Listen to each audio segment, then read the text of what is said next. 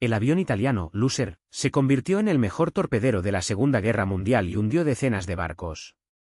El 15 de agosto de 1940, 5 aviones italianos con las características jorobas en el fuselaje despegaron de un aeródromo en Libia y se dirigieron a Alejandría. Debajo del vientre de cada vehículo colgaba un torpedo que pesaba 860 kilogramos. La flota británica ni siquiera sospechaba que esa noche comenzaría la historia del torpedero más exitoso de la Segunda Guerra Mundial.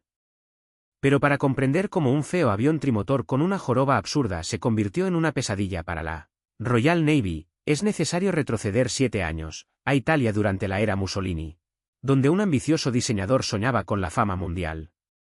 En 1933, el alcalde de Melbourne, Sir Macpherson Robertson, anunció una gran carrera aérea con un fondo de premios de 15.000 libras esterlinas. La ruta de Londres a Melbourne recorría 18.200 kilómetros y los diseñadores de aviones de todo el mundo se apresuraron a crear máquinas para esta prueba. En Milán, el diseñador jefe de la empresa Savoie Marquet, Alessandro Marchetti, se sentó inmediatamente a realizar los dibujos. Entendió perfectamente que el gobierno fascista de Italia no perdería la oportunidad de demostrar al mundo entero la superioridad de la aviación italiana. Marchetti diseñó un elegante monoplano trimotor con tren de aterrizaje retráctil, una auténtica novedad para los aviones multimotor italianos de la época. No fue casualidad que eligiera 3 motores en lugar de 2. El motor adicional proporcionó un margen de seguridad para las futuras aerolíneas comerciales, que Marchetti esperaba ganar después de ganar la carrera. El diseñador no reinventó la rueda y tomó como base soluciones ya probadas de sus máquinas anteriores. El fuselaje se montó con tubos de acero y se cubrió con una combinación de aluminio, madera contrachapada y tela, y el ala era predominantemente de madera. En una época en la que las principales potencias de la aviación estaban cambiando a estructuras totalmente metálicas, esto parecía un paso atrás. Pero Marchetti conocía las capacidades de la industria italiana y no se hacía ilusiones. Inicialmente, se planeó instalar en el avión potentes motores Isoto-Fraschini refrigerados por agua, que producían 910 caballos de fuerza cada uno. Sin embargo, estos motores resultaron no estar disponibles o no eran fiables y tuvieron que ser reemplazados por motores radiales Piaggio menos potentes.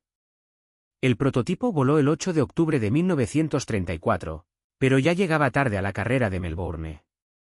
Sin embargo, el fracaso de la carrera fue solo el comienzo de problemas mucho más graves. Los motores de Piaggio funcionaban según el principio de esperanza y oración. El 28 de octubre fracasó un intento de batir un récord de velocidad en la ruta Navarra-Roma debido a un fallo de motor. Durante las pruebas posteriores, uno de los motores se incendió en el aire y el piloto apenas logró aterrizar el vehículo. Quedó claro que el avión no volaría a ninguna parte con estos motores. Tuvimos que cambiar la central eléctrica nuevamente, esta vez utilizando un motor Alfa Romeo, creado sobre la base del Bristol Pegasus británico. El 5 de abril de 1935, el prototipo volvió a surcar los cielos y los resultados superaron todas las expectativas. Durante el vuelo de 70 minutos de Milán a Lorio, el avión mostró una velocidad media de 410 km por hora, y la velocidad máxima superó los 430. A modo de comparación, el caza británico Gloucester Gauntlet, entonces en servicio con la Royal Air Force, aceleró solo a 370 km por hora. Un avión de transporte civil volaba más rápido que un caza de combate y esto no podía pasar desapercibido. El general Giuseppe Valle, jefe de facto de la Fuerza Aérea Italiana, voló personalmente para inspeccionar el automóvil y quedó tan impresionado que lo eligió para un viaje de inspección al este de África, donde las tropas italianas se estaban preparando para invadir Etiopía. El 1 de agosto de 1935, el prototipo despegó de Roma y aterrizó en Eritrea 12 horas después, con una escala en el Cairo. Tras su regreso, el general Valle se convirtió en un ferviente partidario de la creación de un bombardero basado en este avión. El 23 de septiembre del mismo año, el prototipo despegó con una carga de 2.000 kilogramos, simulando bombas y tripulación, y voló 2.000 kilómetros a una velocidad media de 389 kilómetros por hora, estableciendo en el camino 6 récords mundiales. Los militares, que recientemente habían rechazado la propuesta de Marchetti de crear un bombardero, ahora no podían ignorar estos resultados. Se realizó un pedido de 24 aviones de preproducción y el poseedor del récord civil comenzó a transformarse en un avión de combate. Fue entonces cuando apareció en su fuselaje la joroba tan característica que se convertiría en la tarjeta de presentación de este avión y le daría el sobrenombre de gobbo, que significa jorobado en italiano. En el verano de 1936 voló el primer bombardero de serie con el número de serie MM-20663. Tu primer vuelo. Se distinguía del prototipo civil por la misma joroba que se extendía desde la cabina casi hasta la cola. Dentro de esta joroba había posiciones de ametralladoras. Una ametralladora pesada de calibre 12,7 milímetros disparó hacia adelante, otra, del mismo calibre, cubría el hemisferio trasero. La tripulación estaba formada por 6 personas, 2 pilotos, un ingeniero de vuelo, un operador de radio, un bombardero y un artillero. El nombre oficial del avión era Sparviero, que significa el gavilán, pero las tripulaciones prefirieron llamarlo simplemente por su índice o jorobado. Mención especial merece la posición del goleador porque fue verdaderamente una pesadilla. Debido al estrecho fuselaje heredado de un avión civil, el bombardero estaba ubicado en una estrecha góndola debajo del vientre del avión. Cuando necesitaba trabajar con la mira, se apoyaba en brazos telescópicos y sus piernas sobresalían en carenados especiales de aluminio que sobresalían del flujo de aire entrante. De hecho, el bombardero estaba sentado con pantalones metálicos colgando debajo del fuselaje a una altitud de varios miles de metros. Aquí no había ningún olor a comodidad. El armamento defensivo se complementó con 2 ametralladoras más de 7,7 milímetros para proteger los costados. Pero el inconveniente más grave fue la zona completamente muerta justo detrás de la cola. Ni una sola ametralladora podía devolver el fuego. Y los pilotos británicos y franceses se aprovecharían más tarde de ellos sin piedad. La carga de bombas tampoco fue impresionante. Bombas de máximo 1.200 kilogramos en soportes verticales. En comparación, el Wellington británico levantó más de 2.000 kilogramos y el Heinkel 111 alemán hasta 3.000. Pero todas estas deficiencias palidecen frente a la principal baza del jorobado, su velocidad. Con una velocidad máxima de unos 430 km/h a una altitud de 4.000 metros, era más rápido que la mayoría de los cazas de la época. Y pronto se presentó la oportunidad de demostrarlo. En febrero de 1937, 3 aviones del 205º Escuadrón del 12º Regimiento Aéreo llegaron al aeródromo de Mallorca en España. Italia apoyó activamente a los nacionalistas del general Franco en la guerra civil, y el bombardero más nuevo tuvo que pasar por un bautismo de fuego. El Escuadrón 205 tenía un apodo inusual, Ratones Verdes. Se trataba de pilotos de élite, muchos de los cuales habían volado con el legendario Italo Balbo en sus famosos vuelos transatlánticos. Los resultados superaron todas las expectativas. Sobre los cielos de España, el jorobado resultó prácticamente invulnerable. El único caza republicano capaz de atraparlo fue el Polikarpov enero del 16 soviético. Pero los republicanos tenían pocos coches de ese tipo. Los bombarderos italianos volaron sin cobertura de cazas no porque el comando fuera descuidado, sino porque Italia simplemente no tenía cazas capaces de seguirles el ritmo. Los jorobados bombardearon Barcelona, Valencia, Alicante y Cartagena. Atacaron barcos republicanos e incluso intervinieron en la muerte del acorazado Jaime I. 5 bombarderos atacaron el barco en el puerto de Cartagena, causando daños. Y cuando el acorazado se hundió para ser reparado, se hundió debido a explosiones internas en circunstancias misteriosas. Al finalizar la guerra civil habían sobrevolado España 99 aviones de este tipo. Solo 4 fueron derribados y ninguno de ellos fue víctima de un caza enemigo. A lo largo de 3 años de guerra, los jorobados italianos derribaron 19 aviones republicanos y arrojaron casi 6.000 toneladas de bombas, más que cualquier otro tipo de avión que luchó en el bando nacionalista. Franco quedó tan impresionado que encargó 26 aviones para su propia fuerza aérea, y después de la guerra se hizo con otros 61 de los que Italia transfirió a España. Mientras algunas jorobadas se disputaban los Pirineos, otras batían récords. En agosto de 1937 tuvo lugar la carrera aérea Estres-Damasco-París con una longitud total de más de 6.000 kilómetros. 5 coches de carreras especialmente preparados, sin joroba ni góndola, cubiertos con pintura roja brillante con adornos blancos y verdes, representaron a Italia. Fueron piloteados por los mismos Ratones Verdes. El resultado fue un triunfo. Los italianos ocuparon el primer, segundo, tercer, sexto y octavo puesto, derrotando a sus rivales franceses y británicos. Fue una gran victoria propagandística, y en ese momento nació la expresión italiana ver los ratones verdes, que significa afrontar un problema grave. En enero de 1938 se adaptaron 3 aviones de carreras para vuelos transatlánticos. La ruta iba desde Roma pasando por Dakar hasta Río de Janeiro. La distancia total fue de 10.000 kilómetros.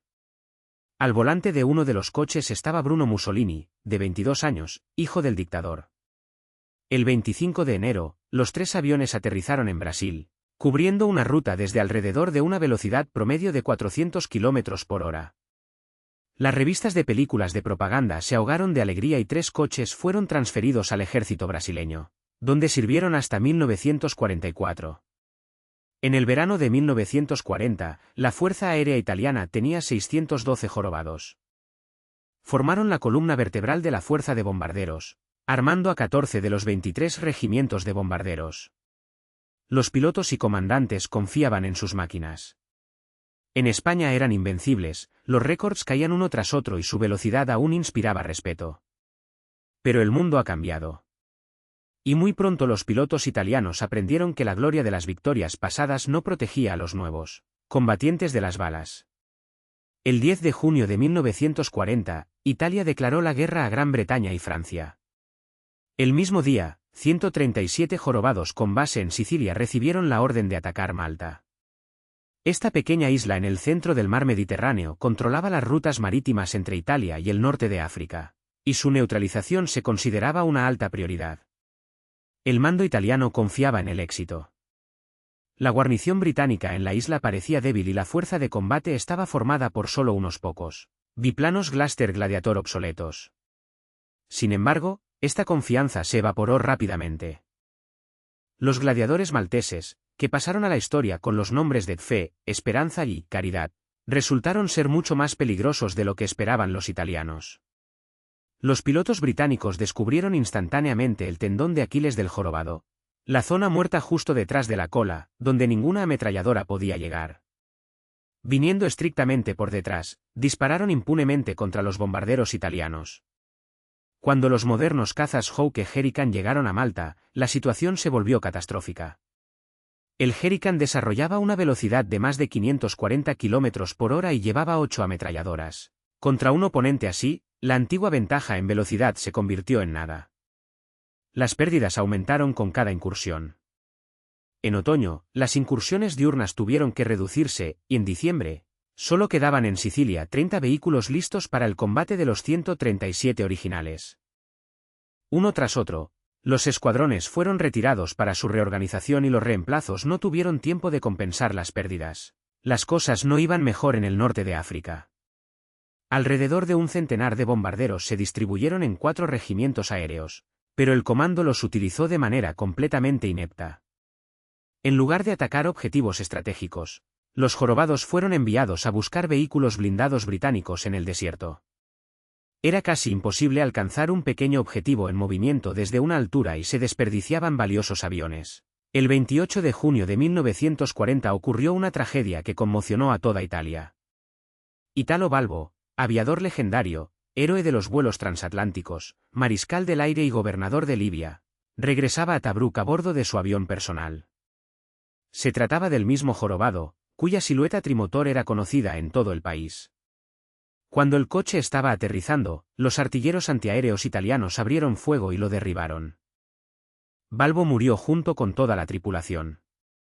Como los artilleros antiaéreos lograron confundir la característica silueta de 3 motores con un avión británico sigue siendo un misterio, porque los británicos no utilizaron nada similar en esta región. Según la versión oficial, esto fue un trágico error, pero durante muchos años circularon rumores de que Balbo fue eliminado deliberadamente debido a su creciente influencia y escepticismo sobre la alianza con Alemania.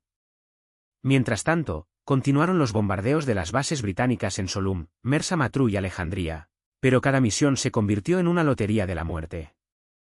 Los huracanes no dieron cuartel. Cuando los británicos lanzaron una contraofensiva en diciembre de 1940, la fuerza de bombarderos italianos sufrió pérdidas devastadoras. Los regimientos aéreos 10º y 33º estaban tan agotados que tuvieron que ser llevados a Italia, y el 33º pronto se disolvió por completo. Los regimientos 9 y 41 llegaron para reemplazarlos, pero esto no salvó la situación. A principios de 1941, quedaban en Libia unos 40 vehículos listos para el combate. En mayo, las pérdidas causadas por cazas y fuego antiaéreo obligaron a 9 regimientos aéreos a cesar las operaciones militares en toda África. A finales de año, solo operaba un escuadrón en toda la región. Durante el año y medio de la guerra, los bombarderos italianos en el norte de África quedaron prácticamente destruidos. Un episodio curioso ocurrió en abril de 1941, cuando Italia invadió Yugoslavia. La Real Fuerza Aérea Yugoslava tenía 45 jorobados italianos, comprados antes de la guerra. 30 de ellos estaban en servicio en el 7º Regimiento de Bombardeo, los 15 restantes estaban en el 81º Grupo. Estos vehículos lograron realizar varios ataques contra posiciones italianas en Albania antes de que sus aeródromos fueran destruidos por aviones alemanes e italianos. 4 yugoslavos. El avión logró volar a Oriente Medio, donde sus unidades fueron tomadas por la Royal Air Force británica y utilizadas para tareas auxiliares. El fracaso del jorobado como bombardero se debió no solo a la obsolescencia del diseño. Durante los 6 años de producción en masa, desde 1936 hasta 1942, no se realizó ni un solo cambio significativo en el modelo base. Sin nuevos motores, sin armas mejoradas, sin armadura adicional. La industria aeronáutica italiana era demasiado débil y desorganizada para aumentar la producción y modernizar el diseño al mismo tiempo. Eligieron la cantidad a expensas de la calidad, y esta elección les costó cara a las tripulaciones. Parecía que la carrera del jorobado había llegado a un final sin gloria. No era rival para los cazas modernos. Su carga de bombas era demasiado ligera para ataques estratégicos y sus pérdidas aumentaban cada mes. Muchos en el mando italiano ya han dado por perdido este avión. Pero justo cuando todo parecía perdido, el jorobado encontró una segunda vida en un papel completamente nuevo, que le traería verdadera gloria y haría que los almirantes británicos se estremecieran nerviosamente ante la mera mención de los torpederos italianos. Aunque la Fuerza Aérea Italiana había estado experimentando con torpedos aéreos desde la Primera Guerra Mundial, al comienzo de la Segunda Guerra Mundial no tenía unidades especializadas, ni tácticas probadas, ni siquiera torpedos confiables. Las pruebas del jorobado como torpedero se llevaron a cabo en 1938, y en noviembre de 1939 el nuevo jefe de Estado Mayor, el general Pricola, encargó un lote de torpedos para aviones. Sin embargo, las primeras pruebas revelaron serios problemas con la estabilidad de los torpedos a bajas velocidades y el progreso fue lento. Solo la situación desesperada en los frentes obligó al comando a acelerar la creación de aviones portadores de torpedos. En agosto de 1940 se formó un escuadrón de torpedos experimental. Solo 5 aviones y un puñado de pilotos que no tenían ni experiencia ni doctrina de aplicación desarrollada. Debajo del fuselaje de cada vehículo se colocó un torpedo de 450 milímetros y un peso de 860 kilogramos. Las pruebas con 2 torpedos demostraron que un avión sobrecargado se convertía en un blanco fácil para los artilleros antiaéreos navales, por lo que esta idea fue rápidamente abandonada. Al principio, las tripulaciones lanzaban torpedos basándose únicamente en la vista, y solo más tarde instalaron miras especiales. A la tripulación se añadió un oficial observador naval, que estaba apretado entre el ingeniero de vuelo y el operador de radio. El 10 de agosto, los primeros torpederos llegaron al aeródromo T5 de Bristol. Junto con el avión, se entregó el primer lote de 50 torpedos desde la planta de Viteat. El comando no perdió el tiempo entrenando. Ya el 15 de agosto, 5 aviones despegaron y se dirigieron a Alejandría, la base principal de la flota británica del Mediterráneo. Entre los pilotos se encontraban Carlo Emanuele Baglia y Vincenzo Daglioli, que se convertirían en leyendas de los aviones torpederos italianos. La tarea era suicida. Un vuelo de 2 horas a una altitud de menos de 1500 metros. Llegando al objetivo a las 10:30 de la noche, la pista del aeródromo T5 tenía solo 1000 metros de largo, y para despegar del suelo con un torpedo pesado fue necesario dejar algunos de los tanques de combustible vacíos. Había suficiente combustible para exactamente 4 horas y media de vuelo de ida y vuelta, sin la menor reserva. De los 5 aviones, solo Baglia y Daglioli regresaron a la base, ambos con daños por fuego antiaéreo. Las 3 tripulaciones restantes no pudieron alcanzar el objetivo debido a la mala visibilidad y al intenso fuego. No pudieron lanzar torpedos. En el camino de regreso, los 3 se quedaron sin combustible. Se deshicieron de los torpedos sobre el desierto y realizaron aterrizajes forzosos. El comienzo fue desastroso, pero la escuadra continuó con sus misiones. Siguieron nuevas incursiones en Alejandría los días 22 y 23 de agosto. El día 27, Baglia atacó al crucero británico, pero el torpedo falló. El escuadrón pasó a llamarse 278, y gradualmente, mediante prueba y error, pagado con sangre, los pilotos comenzaron a dominar la mortífera nave. El primer éxito confirmado llegó el 10 de septiembre. Los torpederos hundieron un barco mercante británico. Una semana después, ocurrió un hecho que demostró que las nuevas tácticas funcionaban. En la noche del 17 de septiembre, un avión del 278º Escuadrón lanzó un ataque contra el crucero Kent. El torpedo golpeó el costado, la explosión destrozó la sala de máquinas y el barco, con un desplazamiento de casi 10.000 toneladas, estuvo fuera de servicio durante todo un año. Un mes después, el 14 de octubre, la misma suerte corrió el crucero Liverpool. La explosión de un torpedo arrancó la proa del barco y tuvo que ser reparado durante 13 meses. El último gran éxito de 1940 se produjo durante el boom esos barcos en Creta, cuando Baglia golpeó al crucero Glasgow con torpedos, a pesar de las redes antitorpedos que rodeaban el barco. Sin embargo, poco después, un ataque aéreo británico destruyó los aviones restantes del escuadrón en tierra. Un torpedo explotó al ser alcanzado por una bomba y provocó una reacción en cadena que quemó todo a su alrededor. Después de recibir nuevos vehículos, 1941 se convirtió en el mejor momento de los torpederos italianos. En abril, ya estaban operando 3 escuadrones y la lista de victorias crecía rápidamente. Se hundieron 2 buques mercantes y el crucero Manchester fue alcanzado por un torpedo y estuvo fuera de servicio durante 9 meses. Más tarde, el torpedero fue enviado al fondo por el destructor Fearless. En otoño, el crucero Poebe fue alcanzado y el 27 de septiembre, durante la operación Albert, hubo 2 impactos a la vez. Un torpedo del Unschwak alcanzó al gran transporte imperial Star y otro avión atacó al acorazado Nelson. El gigante sufrió 40.000 toneladas de daños, aunque la tripulación que lo atacó murió.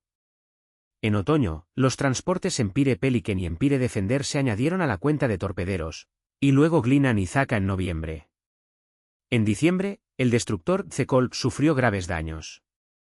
A finales de 1941, los jorobados habían hundido 9 barcos enemigos y dañado otros 30. Las pérdidas ascendieron a 14 aviones derribados y 46 dañados. La proporción puede parecer igual, pero entre los barcos dañados había cruceros e incluso un acorazado, fuera de combate durante muchos meses. Varios aviones, a costa de una tripulación de 5 a 6 personas, podrían enviar al muelle un crucero de 12.000 toneladas con una tripulación de 700 marineros. Ningún otro torpedero en el teatro de operaciones europeo logró tal resultado. Los pilotos de los torpederos se convirtieron en héroes nacionales de Italia. Su gloria eclipsó incluso a los ases de los luchadores. Pero la guerra continuó y los británicos rápidamente aprendieron a contrarrestar la nueva amenaza. Se avecinaban feroces batallas para los convoys malteses, donde cada vuelo podía ser el último. En 1942, más de 100 jorobados todavía volaban con escuadrones de torpederos italianos. Además de su función principal, se utilizaron para misiones de apoyo cercano a tropas, reconocimiento y transporte. Sin embargo, los resultados del primer semestre del año fueron decepcionantes. Los británicos reforzaron la defensa aérea de los convoys y, durante varios meses, italianos y alemanes, mediante esfuerzos conjuntos, lograron hundir solo un transporte, el Timmy Stockholm, pilotado por Carl Fagoni. Los aliados estaban decididos a controlar Malta a toda costa y en junio comenzó la Operación Harpón. El día 14, un torpedero del Grupo 132 impactó por segunda vez al crucero Liverpool, por lo que tuvo que permanecer en reparación durante otros 13 meses. El mismo día, aviones del mismo grupo hundieron el transporte Tanimbar y al día siguiente, el piloto Michele Asner destruyó el destructor Bedouin, ya dañado por los cruceros italianos. En agosto siguió la Operación Pedestal, el mayor intento de romper el bloqueo de Malta. El convoy de 14 transportes estaba custodiado por 44 buques de guerra. Las fuerzas del eje cayeron sobre él con todas sus fuerzas. Se hundieron 9 transportes y 4 buques de guerra. Sin embargo, a los torpederos italianos solo se les atribuyeron 2 hundimientos: el destructor Forsyth y el transporte Deucalion. El principal problema no eran los cazas británicos, sino sus propios torpedos. Solo durante la Operación Harpón, se dispararon más de 100 torpedos, pero solo 3 dieron en el blanco. Muchos torpedos se desviaron de su rumbo inmediatamente después de ser lanzados, especialmente los producidos en Nápoles. Hasta finales de año, los avances fueron modestos. El 18 de noviembre, un torpedo dañó el crucero Arethusa y el 9 de diciembre, los Arbón hundieron un barco mercante y una corbeta clase Flower, perdiendo un avión. Las misiones se volvieron cada vez más peligrosas, y Carlo Emanuele Baglia, el principal as de los torpedos con más de 90.000 toneladas hundidas a su nombre, bromeó sombríamente diciendo que todos estarían muertos para Navidad. Al día siguiente fue derribado y los italianos dieron por muerto al as. De hecho, los británicos lo sacaron del agua y lo hicieron prisionero. A principios de 1943, la esperanza de vida media de la tripulación era de 3 misiones de combate. En julio, los aliados desembarcaron en Sicilia y enviaron una enorme flota contra la isla. Italia todavía tenía 7 grupos de torpedos, pero de 61 aviones, solo 22 pudieron despegar. Durante los primeros 5 días de la invasión, los Arbón llevaron a cabo 57 misiones nocturnas sin un solo impacto, perdiendo 7 vehículos. El 16 de julio, durante un ataque conjunto con los alemanes, un torpedo alcanzó el portaaviones Indomitable, dejándolo fuera de servicio durante varios meses. Pero 3 aviones fueron derribados. El problema fue la falta de radar. Los italianos atacaron a la antigua usanza, confiando en la vista y la luz de la luna, mientras que los aliados ya utilizaban barcos y aviones con todas sus fuerzas. Y radares. El 7 de septiembre, Garbun torpedeó el barco de desembarco LST-417. Este fue el último ataque antes de la capitulación. El 8 de septiembre Italia firmó un armisticio y el país se dividió en 2. 34 aviones en el sur se pasaron a los aliados y transportaron carga, mientras que el resto continuó luchando del lado de Alemania como parte de la Fuerza Aérea Republicana. La nueva unidad recibió el nombre de Grupo Baglia en honor al asa, que fue considerado muerto. Cuando resultó que el Baglia estaba vivo y volando para los aliados, el grupo pasó a llamarse en honor al comandante Fascioni, quien murió el 13 de marzo de 1944 durante un ataque a barcos estadounidenses, cerca de Ansó. El 4 de junio, 12 aviones realizaron un atrevido ataque a Gibraltar, provocando el hundimiento de 4 barcos. Posteriormente, el grupo se trasladó a Grecia, desde donde operó en el Mediterráneo Oriental. El 5 de enero de 1945, 2 torpederos hundieron un barco de vapor de 5.000 toneladas en el Adriático. Esta fue la última victoria del jorobado. En total, durante los años de la guerra se construyeron 1.300 de estos vehículos. Si te gustó la historia,